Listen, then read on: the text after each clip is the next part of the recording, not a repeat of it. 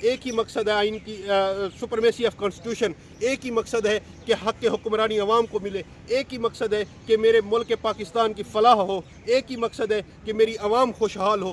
اگر ایسے شخص کے لیے آپ لوگوں نے نہ کھڑے ہوئے آپ لوگ، اور آپ نے سٹینڈ نہ لیا، آپ نے پاکستان کا نعرہ بلند نہ کیا، تو آپ پچھتائیں گے، کیونکہ ایسے لیڈران، ایسے شخص صدیوں میں کبھی کبھار بڑی خوشخبری ضیاء اللہ خان آپ بتا رہے ہیں، لیکن پنجاب کے اندر پنجاب کی وزیر اعلیٰ پنجاب مریم نواز کے حوالے سے 10 کروڑ کے قریب کرپشن کا کیس سامنے آیا ہے۔ آڈیٹر جنرل کی رپورٹ کے مطابق مریم نواز کے خلاف 10 کروڑ روپے کی کرپشن خورد برد رقم کر لی گئی ہے۔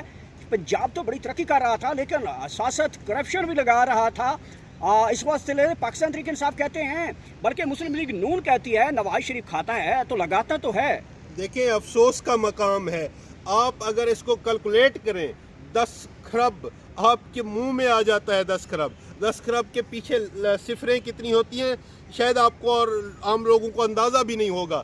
یہ کھانے میں وہ مشینیں ہیں جن کو ہم سمجھتے تھے کہ یہ صرف اور صرف ٹک ٹاکر مشینیں ہیں، لیکن یہ حقیقت میں قومی خزانے کو ہڑپ کرنے والے لوگ ہیں۔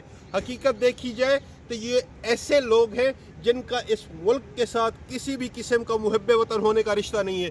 آپ اگر دیکھیں اس 10 کھرب کو تقسیم کریں، کتنے دن ہوئے اس محترمہ کی حکومت آئے ہوئے، اس وقت پر ڈے کرپشن کا حساب اگر لگایا جائے تو 20 کروڑ سے زیادہ پر ڈے ان لوگوں نے کرپشن کی ہے۔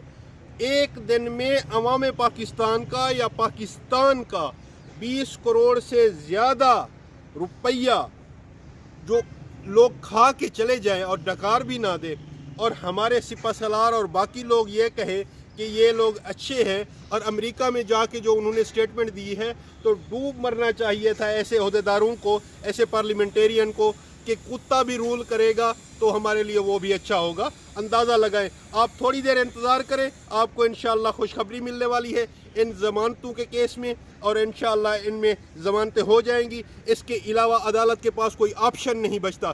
جب آپ ان کو آئینہ دکھاتے ہیں، جب آپ کیسز کی تفصیل بتاتے ہیں، جب آپ ان کے فیکٹس بیان کرتے ہیں، جب آپ لیگل آرگومنٹس کرتے ہیں، تو حقیقت ان کو بھی معلوم ہو جاتی ہے۔ اس کے علاوہ کورٹ میں درجنوں لوگ بیٹھے ہوتے ہیں، وکلاء بیٹھے